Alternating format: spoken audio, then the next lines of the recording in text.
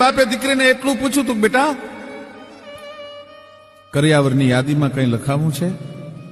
અને આ દેશની દીકરી બોલી છે કે બાપુ, આ દેશની દીકરીએ કોઈ દી બાપને કરિયાવરની યાદીમાં કોઈ દી કાંઈ લખાયું નથી. બાપે બહુ આગ્રહ કર્યો.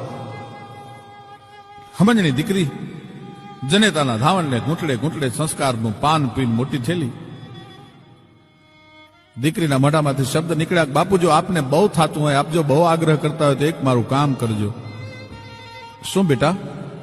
કે મારા કરિયાવરના વાસણ વાળો, મારા કરિયાવરના વાસણ ખરીદો ને, એમાં મારી એકલીનું નામ લખાવજો, પાછળ આપનું નામ નહીં, મારા પતિનું નામ નહીં.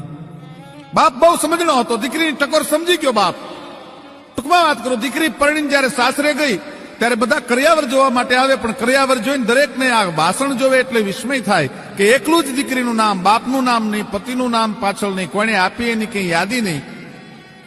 વૃદ્ધ ડોશીમાએ પ્રશ્ન કર્યો હતો, બેટા આ તારા કરિયાવરના વાસણ પર તારી એકલીનું કેમ નામ લખ્યું છે?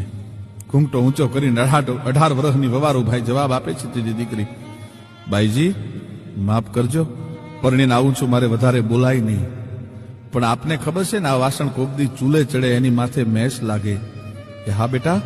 પછી એ આપને ખબર છે ને એને સાફ કરવા માટે એની ઉપર સમાજ કોકદી ધૂળ ચડાવે. કે હા બેટા. તો સાંભળી લો બાઈજી, હું એવા કુળમાં જન્મેલી દીકરી છું, હું નથી ઈચ્છતી કોઈ દી મારા બાપ કે મારા ધણીના નામ ઉપર સમાજ કોઈ દી ધૂળ ચડાવે. એ દીકરી પરણીને હારે જાતી હોય ને ત્યારે બાપનું કાળજું ફાટી જતું હોય. Download ShareChat.